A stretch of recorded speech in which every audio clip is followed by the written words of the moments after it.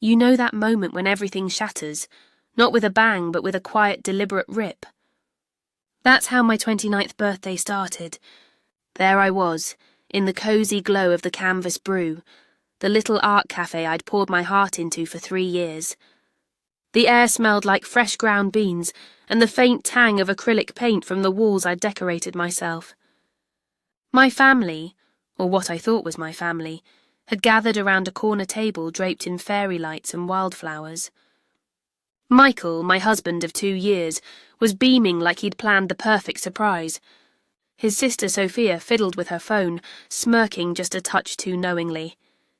And then there was Eleanor, my mother-in-law, all poised elegance at 62, with her silver chignon and that pearl necklace that screamed old money. "Darling Sarah," she said, her voice smooth as silk, but laced with something sharper underneath. "We've got something truly special for you tonight.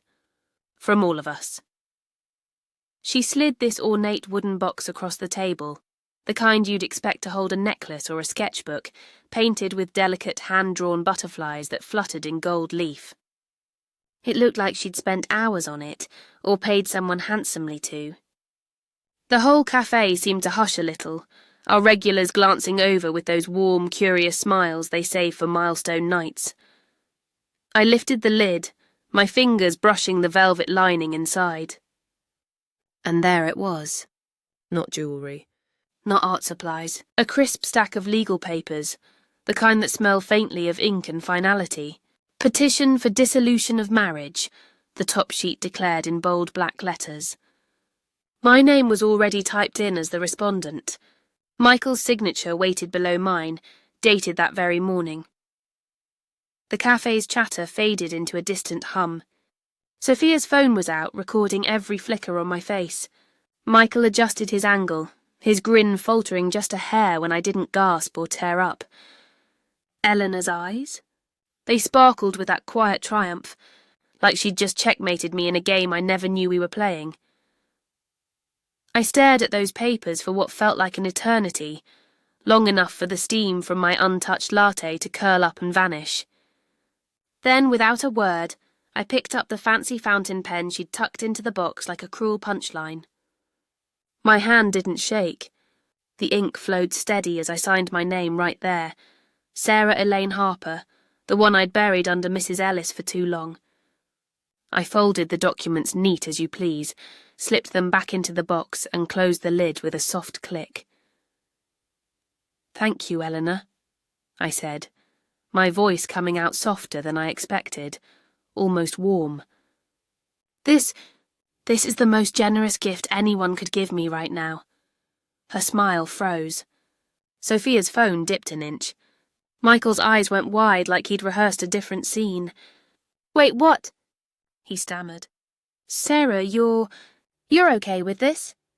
I met Eleanor's gaze, those cool blue eyes that had sized me up and found me wanting since the day we met. "More than okay," I whispered, just loud enough for the table. "It's freedom. And honestly, it's about time." But here's the thing they didn't know, the secret I'd been cradling like a half-finished canvas for 3 whole days. While they'd been plotting this little spectacle, I'd been sketching my way out of their world.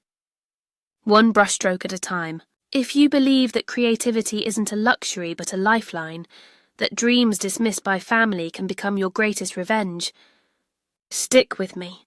Hit that subscribe button because stories like this, they're for the dreamers who refuse to let anyone dim their light. Now let's rewind a bit to how this all started brewing. 3 days before my birthday, I'd come downstairs early to the kitchen in our cramped little row house, the one Michael and I had painted sky blue to feel less like a cage. The sun was just peeking through the lace curtains, casting these soft shadows on the tile floor. I was planning to brew some coffee strong enough to fuel a morning sketch session. I'd been up late tweaking a digital piece for my Etsy shop, one of those satirical portraits that poke fun at high society pretensions. You know the type. Elegant figures with exaggerated crowns of expectation, crumbling under their own weight. But the kitchen wasn't empty. There sat Eleanor, uninvited as always, perched at our scarred oak table like she owned the place. Papers were spread out before her, official-looking ones with legal letterhead and red margin notes in her precise looping script. Reading glasses perched on her nose, she was murmuring to herself something about necessary steps and protecting the family's future. The box, the very one from the cafe, sat open beside her, half-packed with those festive butterflies mocking the contents. She startled when my slippers whispered against the floor, snatching up the documents in a blur. For a split second, her face lit up with this satisfaction. Not the fake warmth she usually mustered for holidays, but something raw, almost hungry. Like a cat that's cornered the mouse and is savouring the pounce. "Good morning, dear," she said, stuffing the papers into the box and snapping it shut. Dear. She'd never called me that before. To her I was always Michael's wife, or, in whispers to her country club friends, that artistic phase he's going through. Her voice dripped with this artificial honey now, the kind that sticks in your throat. I forced a smile, pouring my coffee to buy a second. "Morning, Eleanor. Up early, what's all this?" I nodded at the box, its gold leaf catching the light like fool's gold. She smoothed her blouse, crisp linen, the sort that costs more than my monthly rent, and let out this light, tinkling laugh that didn't reach her eyes. "Oh, just some family matters I've been tending to. A little surprise for your birthday. Something transformative." She ran her fingers over the box's lid, almost caressing it. "I've consulted experts, you see, to make sure it's all proper. You deserve something real after these years of, well, dabbling. There it was, that word she'd wielded like a scalpel since our wedding. As if my life as a freelance illustrator, selling whimsical prints online, moonlighting as a barista at the Canvas Brew to pay the bills, was some childish hobby. Not a passion I'd clawed for since art school dropout days, when loans dried up and dreams got repackaged as impractical. For a foolish moment, hope flickered. Maybe this was her way of finally seeing me. The late nights I'd spent layering colours until my eyes burned, the way I'd turned our spare room into a studio that smelled of turpentine and possibility. Maybe the box held art supplies, or even a cheque for a proper easel. Progress. After 2 years of her sidelong glances and sighs, Michael shuffled in then, tie already knotted, grabbing his mug without a word. He and Eleanor exchanged this glance, quick, loaded, the kind that shuts you out. When I asked if everything was all right, he just grinned and ruffled my hair. "All good, babe. Big plans for your birthday. Trust me, it's gonna change everything." I wanted to believe him. God, I did. But as Eleanor tucked the box into her oversized tote and breezed out with a "See you soon, dear," that flicker dimmed. The word transformative hung in the air like smoke from a spent match. And deep down, in the quiet ache I'd learned to ignore, I wondered if this surprise was just another layer of her masterpiece, the portrait of me as the family failure. Little did I know, while she was framing her exit strategy, I'd been quietly curating my own gallery of comebacks, one that would leave them all staring at blank walls. You see, that morning in the kitchen wasn't the first time Eleanor had painted me into a corner.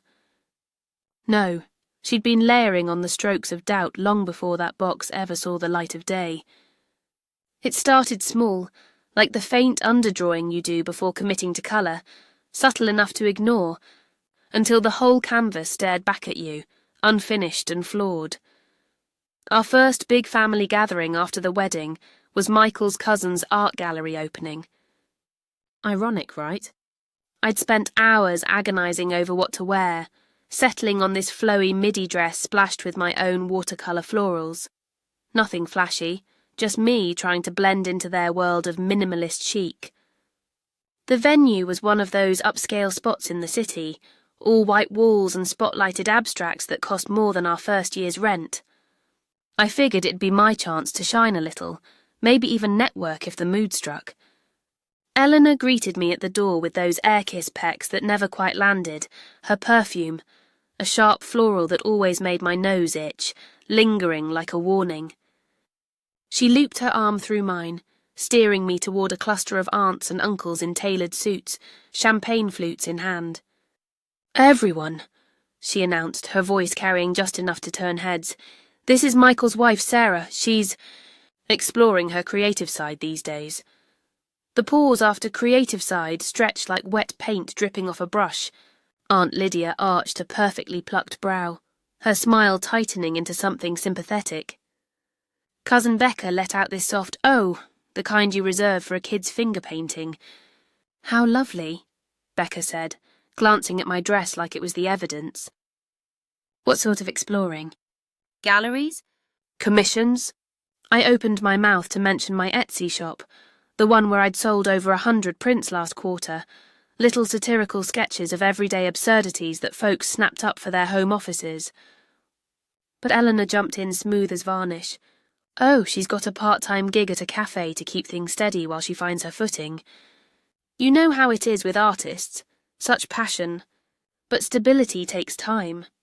She squeezed my arm, that grip just firm enough to feel like a leash. The conversation swirled on without me, orbiting Michael's latest promotion at the firm, Sophia's graphic design internship at a hot agency, the real creative job with benefits and a corner cubicle. When someone finally circled back to me asking about my portfolio, Eleanor deftly redirected, "Sarah's work is so whimsical. Reminds me of Michael's ex, you know, the one who went pro with branding for Fortune 500s. Anyway, let's toast to family legacies." I slipped away to the powder room, the marble sink cold under my palms as I splashed water on my face. In the mirror, my reflection looked small, the florals on my dress suddenly childish against the gallery's stark lines. Whimsical. Exploring. It wasn't just words. It was erasure, one polite deflection at a time. "And the worst part?" Michael didn't notice. He just laughed along later, whispering, "Mum's excited for you, babe. Give it time." Thanksgiving was the real gut punch, though. Eleanor's sprawling dining room, all mahogany and crystal, groaned under turkey and heirloom sides. We went round the table with gratitudes, and she made a show of it, glowing over Sophia's impressive trajectory, Michael's steady climb, even the dog's new obedience training. When my turn came, I mumbled something about health and the little joys, like a fresh sketchbook smell. Safe, neutral. But Eleanor... She couldn't let it lie. As we cleared plates, she pulled me into the butler's pantry, her voice dropping to that conspiratorial hush. "Sarah, dear, we all see your efforts. The cafe sketches are charming, truly. But Michael, he's building something solid. Have you thought about formal training? A certificate in commercial design, perhaps? There are programs for women like you, bridging the gap to respectability." Her eyes softened, but it was pity, pure and polished, the kind that says you're trying, "Bless your heart." Women like me. The phrase echoed as I scraped cranberry sauce into the sink, my knuckles white on the spoon. By Christmas it had hardened into tradition. Sophia unwrapped a sleek tablet loaded with pro software. I got a dog-eared copy of the Practical Guide to Monetizing Your Hobby, wrapped in tissue from the dollar store. "For inspiration," Eleanor murmured, as if my Etsy sales, modest but mine, were a punchline. Michael chuckled, kissing my cheek. "It's thoughtful, right? Mom knows you're passionate. Passionate. That word again, like a brush dipped in thinner, dissolving my edges." The family group chat turned into a daily gallery of subtle shade.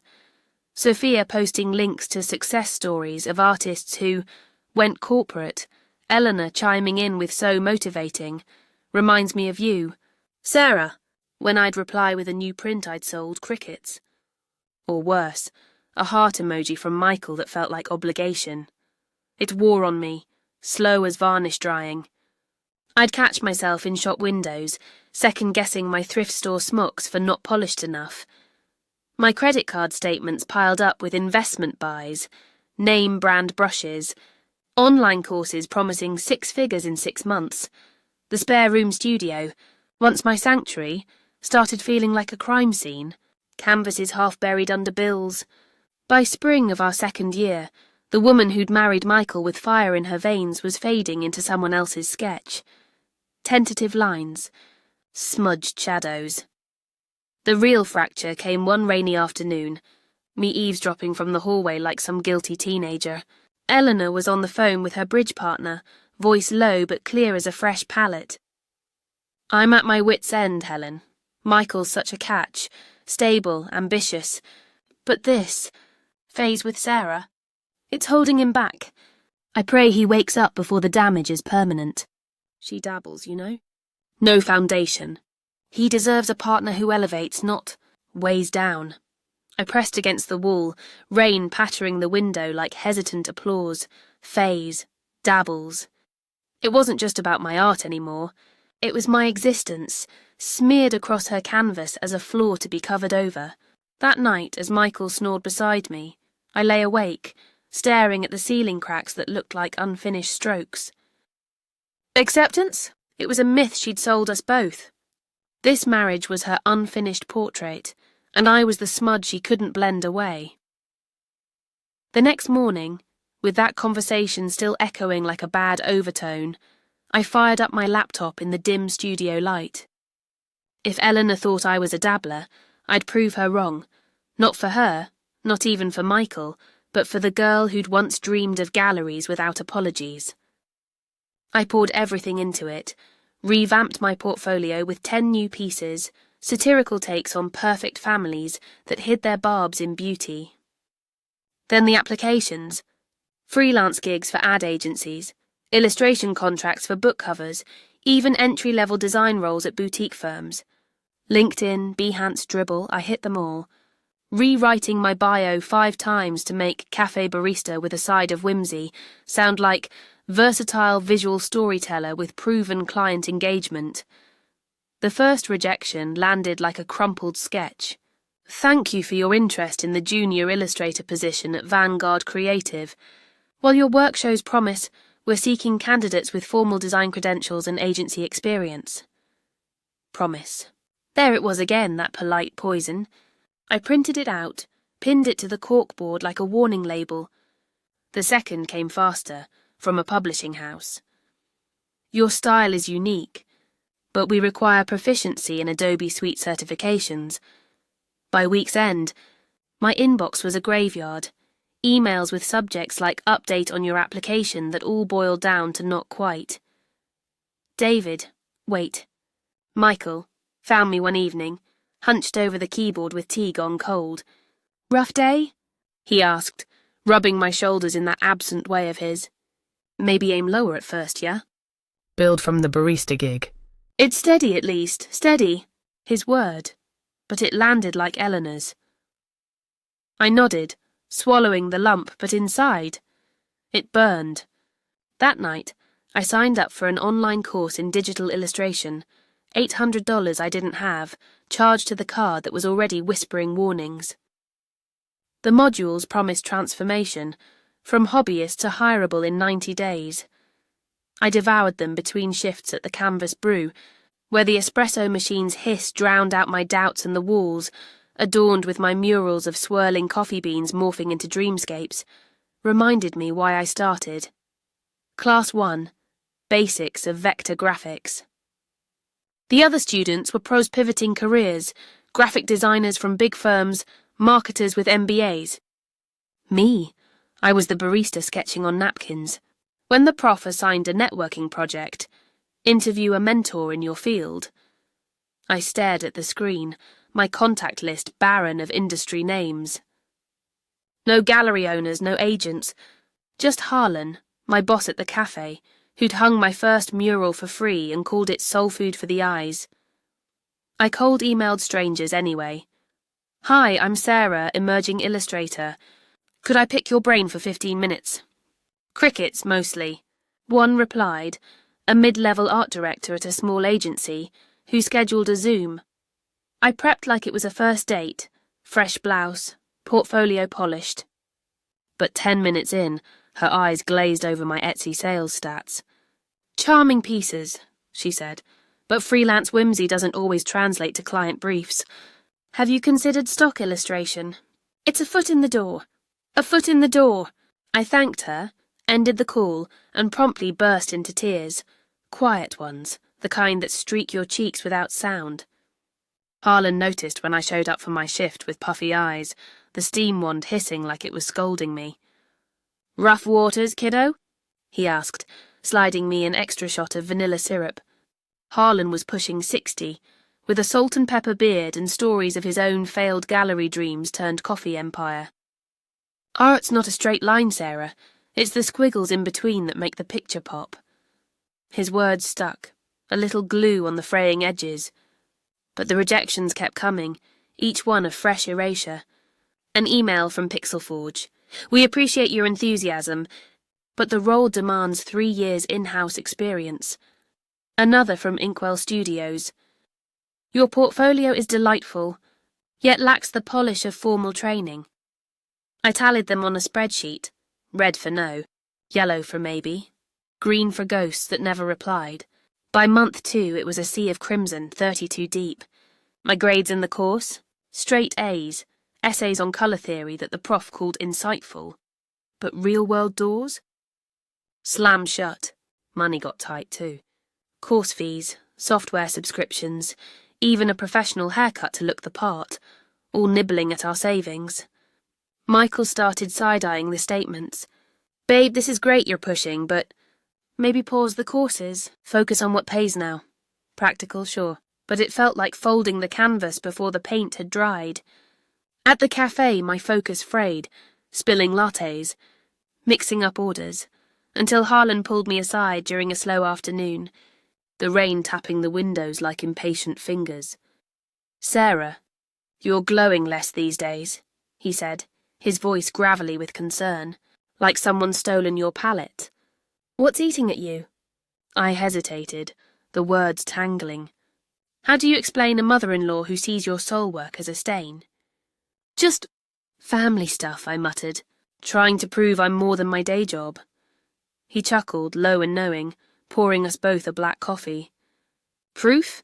Hell, kid, you've been proving it every time you turn a customer's bad day into art on that chalkboard. Don't let 'em make you think your brush is broken." Then he shared his own scar, a gallery rejection in his 20s that led to this cafe where walls became his canvas. "Sometimes the frame's too small. You gotta hang your own." That night, alone in the studio, I pulled out my secret sketch pad, the one for vent art, those biting caricatures I'd never show the world. One was Eleanor, her face a mask of porcelain cracking under a crown of shredded contracts, eyes hollow as unpainted voids. Beside her, a faded figure of me, palette in hand, stepping out of the frame. It wasn't pretty, but it poured out the ache. And as the pencil scratched, something shifted. Not hope, exactly. Defiance. A line held firm. Still, the applications dragged on. Interview 3, a virtual chat with Bluebird Agency. I nailed the tech demo, my vectors popping on screen. But the hiring manager, a woman with a bob sharper than her questions, leaned in. "Love the whimsy, Sarah, but tell me, how do you handle client revisions when your style's so personnel?" I talked transferable skills, barista multitasking as dynamic adaptability. She nodded, checked her watch. "We'll be in touch." They weren't. Rejection 42 arrived mid-semester, from a dream gig, illustrating a children's book series. "Your samples evoke joy, but we seek established voices with publishing credits." Joy. If only they knew how hollow it rang. I slumped at the cafe counter after closing, Harlan locking up behind me. "Another no?" he guessed, tossing me a spare key for the back room. "Crash here if you need." Art doesn't sleep on deadlines. I didn't take the key, but his faith. It lingered a warm underlayer. And then, buried in the spam folder one drizzly Tuesday, after 52 no's that felt like brushstrokes gone wrong, came the email that cracked the varnish wide open. Subject: Invitation to collaborate, your satirical series. Caught our eye. I clicked it with trembling fingers, the screen blurring for a moment. "Dear Sarah Harper," it began, from Ms. Lydia Voss, curator at the Voss Gallery downtown, the one with the rotating exhibits that drew collectors from 3 states. "We've been following your Etsy shop's viral thread on familial facades. The subtlety in your critique of societal masks is brilliant, raw, yet refined. We're launching a new wing for emerging satirists and would love to discuss an exclusive contract. $50,000 annual retainer, plus a dedicated studio space in our artist residency program. Relocation to our NYC outpost optional, but encouraged. When can we chat?" My breath caught, sharp as fresh graphite. $50,000, studio, viral thread. That was the secret series, the caricatures I'd posted anonymously last month, the ones born from Eleanor's prayers and Sophia's shade. 10 limited edition prints sold out in hours, whispers of gallery interest I'd dismissed as flukes. "But Lydia Voss?" She wasn't whispering. She was offering a frame. I read it 3 times, pulse thumping like a heartbeat in the lines of a sketch. Michael was at work. Eleanor probably sipping tea with her coven of critics. This was mine, pure, untainted colour. No dabbling, no phase. Just possibility, bold and waiting. I scheduled the call for Thursday, 3 days out. Plenty of time to research Voss Gallery's roster, big names I'd idolised, women who'd turned personal thorns into thorns for the world to admire. And as I prepped questions, a quiet thrill built. I'd keep this locked tight until the birthday surprise.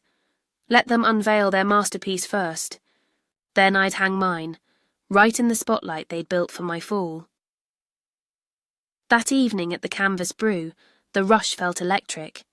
I frothed milk with a flourish, chatting up regulars about their hidden talents, my smile genuine for the first time in weeks. Old Mr. Greeley, the retired prof who always requested my sunrise latte with extra foam art, leaned in. "You're lit up tonight, girl.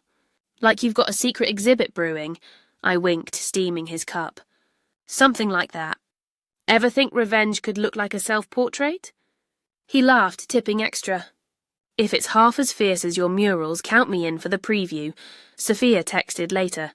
"Can't wait for Thursday. Mom's outdone herself with the plans. Wear something artsy, fitting, right?" I replied with a heart, but inside, the palette was shifting. From muted greys to something vivid, unapologetic. Wednesday's follow-up call with Lydia sealed it.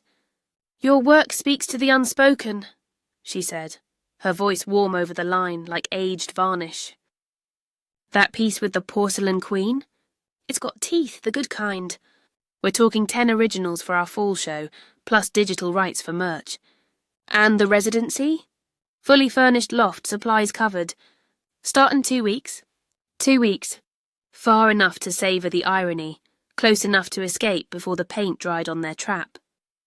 I printed the contract, elegant letterhead, terms that sang of security I'd only doodled in margins. Tucked it into my sketchbook like a hidden signature. Michael called mid-afternoon, buzzing with that secretive energy.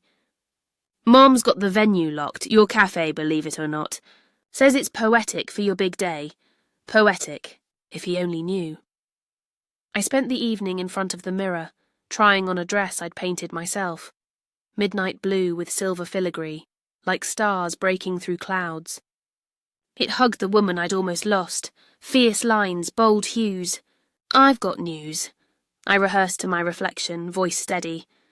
"A gallery contract. 50Ks, and a twist they'll never see coming." The air hummed with it now, anticipation, thick as oil on canvas.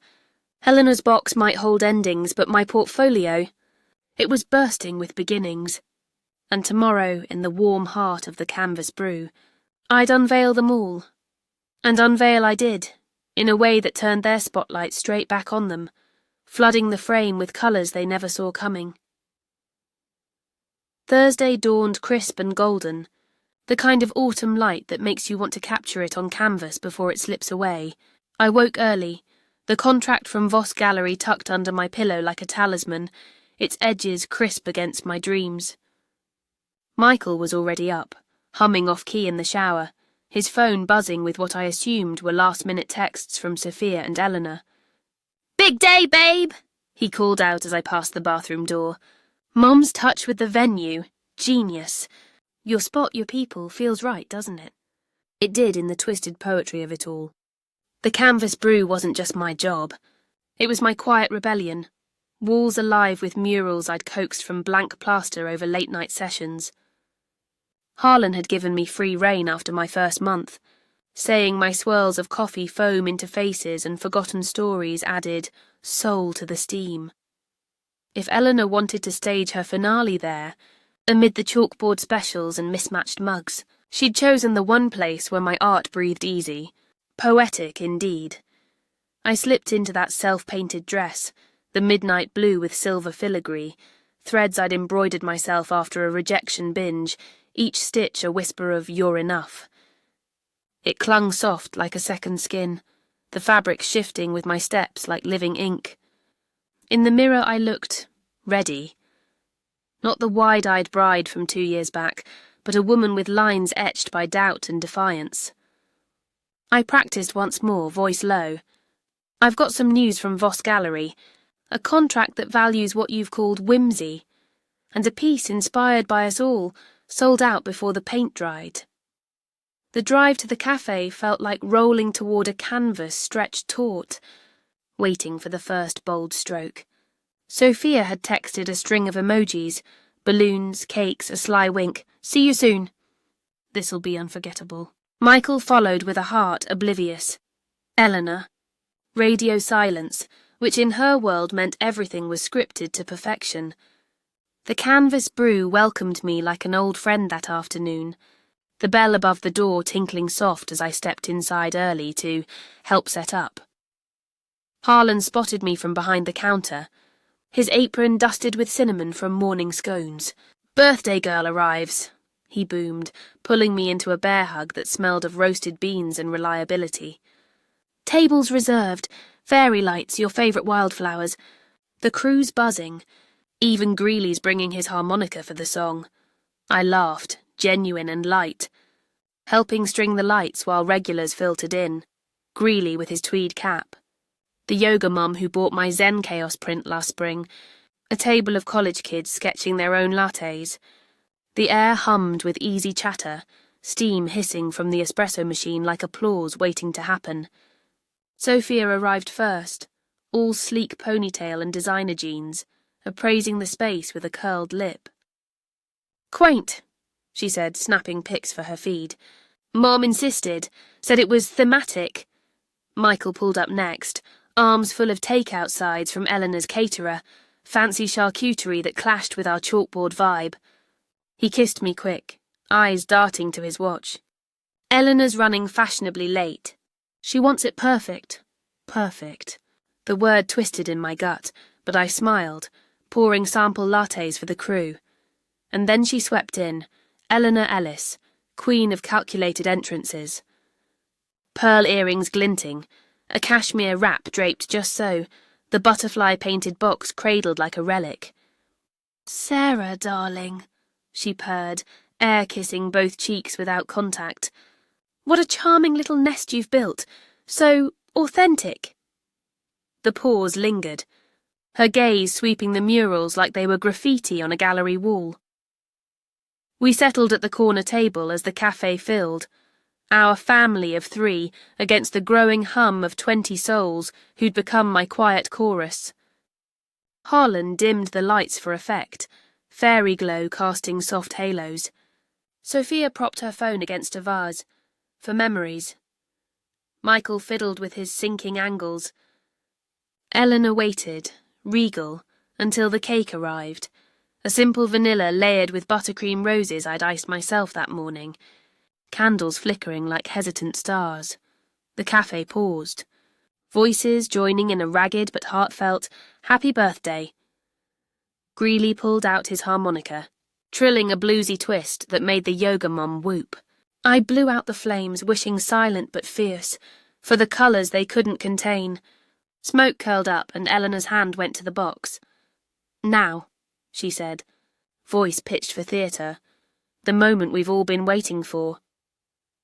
She lifted the lid with flourish, the butterflies seeming to flutter in the glow. The papers tumbled out, crisp, condemning, onto the linen cloth. Petition for dissolution, the heading mocked, Michael's pre-signature glaring up at me. Sophia's lens zoomed in. Michael's thumb hovered on record. Eleanor's smile was a masterpiece of malice, eyes locked on mine for the crack she expected, the tears, the plea, the pretty unravelling. The cafe went still, a collective inhale rippling through the room. Greeley's harmonica faltered mid-note. The yoga mom's hand flew to her mouth. I let the silence stretch, papers heavy in my lap, the ink of their betrayal sharp as a fresh palette knife. Then, slow as setting a final highlight, I drew the pen from the box, their own weapon, and signed. Sarah Harper, full stop. Folded them neat, slid them back. Eleanor's brows arched, a flicker of impatience. Well, say something, dear. This is liberating, isn't it? Liberating, I echoed, my voice threading through the hush like a brush line gaining confidence. Exactly. I reached into my bag, pulling the Voss contract, its pages whispering promise, and laid it beside the ruins of theirs. And speaking of liberation, 3 days ago, while you were packing that box, Ms. Lydia Voss from the Voss Gallery offered me this. Exclusive contract, $50,000 a year plus a studio residency, starting in 2 weeks. In New York City, where whimsy isn't a dirty word, it's the whole exhibit.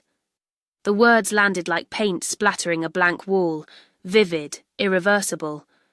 Sophia's phone slipped, clattering soft. Michael's face drained to ashen, his record button forgotten. Eleanor's pearls seemed to tighten around her throat, her triumph curdling to confusion. What is this? But I wasn't done. Not by half.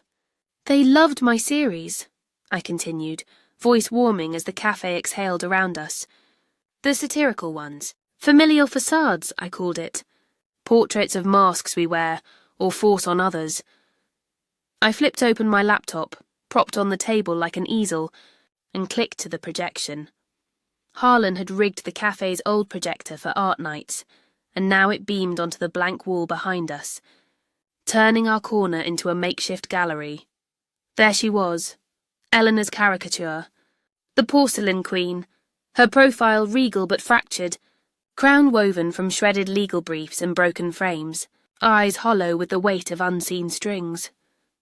Beside her, a shadow wife fading into vibrant strokes of colour, palette raised like a shield. The room gasped, soft at first, then a ripple of recognition from the regulars. "That's the one from Etsy," Greeley murmured. "Sold out in a day." 10 limited editions, I said, meeting her gaze as the image glowed. Bonus 10,000 from pre-sales. It's hanging downtown now, Voss's full feature on hidden critiques. Inspired by family, you see. The facades we build, and the ones we shatter. The cafe erupted then, not in chaos but in something fiercer. Solidarity. Harlan's laugh boomed first, fist thumping the table. "That's my girl. Sarah's the real deal, always has been." He raised his mug, foam art sloshing, a quick sketch of a crown tipping sideways. The yoga mom stood, clapping sharp. "I bought one last month, it's in my studio." "Queen indeed." Greeley tooted his harmonica in triumph.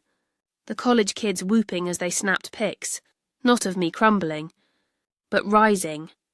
Sophia's screen captured it all, Eleanor's mask slipping, lips parting on a silent no. Michael's hand trembled, the video now a mirror to his complicity. "Sarah, you knew. When we planned this?" I finished gently, almost sad for the boy I'd loved once. "No, but the timing? It's poetry, Michael." Your gift cleared the canvas. The applause swelled. Harlan corralling the crew into an impromptu toast. Lattes raised. Murmurs of "to the artist who paints truth." What started as a birthday sting twisted into a mini-exhibit. Strangers turned allies crowding our table, fingers tracing the projected lines. "How much for a print?" one asked. "Sign my mug?" another begged. Eleanor sat frozen, the box a pathetic prop beside the glowing screen, its butterflies now mocking her mid-molt. Her hand fluttered to her necklace, pearls clicking like dice in defeat. Sophia pocketed her phone, face flushed as comments trickled in. This the real tea? From a friend who'd seen the live stream. The woman who'd orchestrated my erasure was erased herself, spotlight her own undoing. And in that glow, as the cafe pulsed with unexpected life, I felt the old shadows lift, not with anger, but release. Their frame had cracked wide, letting my colours spill free. The fallout from that night didn't crash like waves. It rippled, slow and inevitable, washing clean the corners I'd let gather dust. I drove home alone that evening, the dress still humming against my skin, laptop warm in my bag like a faithful companion. Michael's texts lit up my phone as I turned the key. "Babe, wait. We need to talk." Sophia's followed. What the hell was that? Eleanor's? A single stiff call me. I let them stack unread, the dashboard lights blurring into abstract streaks. For the first time in years, the silence felt like space. Room to breathe, to layer without judgment. 2 weeks flew by in a whirlwind of packing and quiet goodbyes. The Canvas Brew threw me a send-off shift, Harlan closing early for Sarah's solo show, walls projected with my full facade series, lattes renamed Queen's Fall in wry tribute. Greeley gifted a leather-bound sketchbook, inscribed to the one who redraws the rules. The yoga mum slipped me her card. NYC Yoga Retreat. Your treat, artist. As I hugged Harlan last, his gravel voice cracked just a touch. You weren't dabbling, kid. You were brewing a revolution. Go make the world your wall. New York swallowed me whole on move-in day. The Voss residency loft a sun-drenched eyrie overlooking the East River. High ceilings. North-facing windows for that perfect shadow-soft light. Shelves groaning with supplies I'd only window-shopped before. No more scraping rent from Etsy drips. The $50K retainer hit my account like a bowled impasto, thick and sure. Lydia Voss herself greeted me with a firm handshake and a knowing grin, mid-50s, silver-streaked bob, the kind of woman who wore paint-splattered overalls to board meetings. Welcome to the canvas, Sarah. That porcelain queen? It's our bestseller. Collectors are lining up for the story behind the stroke. She wasn't exaggerating. The fall exhibit opened a month later, unveiled facades drawing. Crowds that spilled onto the sidewalk. Critics, from Art Forum murmuring about satirical subtlety in the age of performative. Perfection. Buyers snapping up originals at prices that made my head spin. One piece sold for $15,000, a diptych of shadowed spouses stepping into light. Lydia pulled me aside mid-opening, champagne flute in hand. Your creativity isn't a phase, Sarah. It's a superpower, the kind that turns personal portraits into public reckonings. What's next? A series on chosen families? Her words landed like gold leaf, gilding the raw edges. The loft became my pulse. Mornings blending coffee with concept sketches.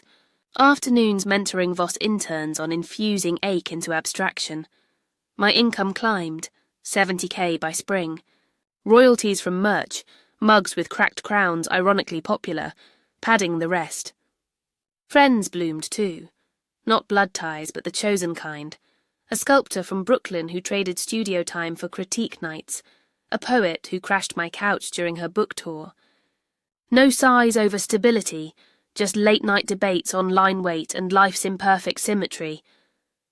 Word trickled back to the old frame, of course. Karma's quiet courier. Eleanor's country club circle overlapped with Voss patrons. One afternoon Lydia mentioned a buyer. Fancy lady from out of town, pearls and all. Snagged a signed queen for her private collection. Said it was cathartic, whatever that means. I pictured Eleanor's drawing room. That fractured portrait hanging over her mantel, a daily mirror to the mask she'd worn.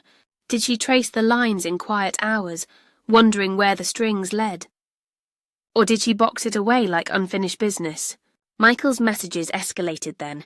First apologies laced with "we can fix this," then please wrapped in nostalgia. Remember our first sketch date? Come home. I read them in snippets, the loft's river view mocking their pool. Home wasn't a row house anymore. It was this space I'd claimed, stroke by stroke. Block came easy, a final erasure. The divorce papers? They sailed through uncontested, that cafe video, Sophia's accidental live stream, Michael's fumbling record, serving as Exhibit A in the proceedings.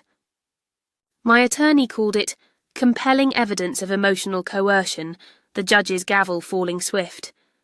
No alimony entanglements, just clean lines, the row house to him, my art to me. Eleanor's experts backfired spectacularly. Her premeditated poetry read like prose in court, painting her as the architect of discord. Sophia went quiet online, her feed scrubbed of motivational artist spotlights, 2 on the nose, I suppose. Whispers reached me via Harlan's holiday card. Heard the sisters' agency dropped a campaign after the buzz. Something about authenticity audits, Michael? Last I heard, he was exploring therapy, per a mutual friend. Good for him. Frames shift. We all redraw eventually, 18 months in. Standing in my first solo show, beyond the facade. I looked out at the crowd. Collectors in bespoke suits. Interns with starry eyes, even a few familiar faces from the cafe who'd road-tripped up. The centerpiece? A massive triptych, shadowed figures dissolving into a riot of colour. Title liberation lines. Lydia's toast rang true. To Sarah Harper, who taught us that the boldest strokes come from the deepest doubts. As applause washed over, I thought of that butterfly box, its gold leaf now just flecks in memory. Eleanor had handed me endings, but unwittingly gifted beginnings, the freedom to mix my own hues, unjudged. No more blending into someone else's portrait. Just me, palette in hand, painting the life I'd always sketched in margins. And here's the quiet truth I've carried from that canvas. Toxic frames don't define you. They're the borders you outgrow. Creativity isn't a phase or a fallback. It's the thread that stitches your story whole, even when others try to snip it short. Don't wait for permission to hang your work high. Draw your worth in bold. Let the world step back and see. If this tale had you tracing your own lines, smashing that like buttons your next stroke. And in the comments, share your revenge artwork, that one piece born from doubt that became your breakthrough. What's brewing on your canvas right now? Hit subscribe, because we've got more stories where underdogs don't just survive, they redefine the gallery. Until next time, keep creating.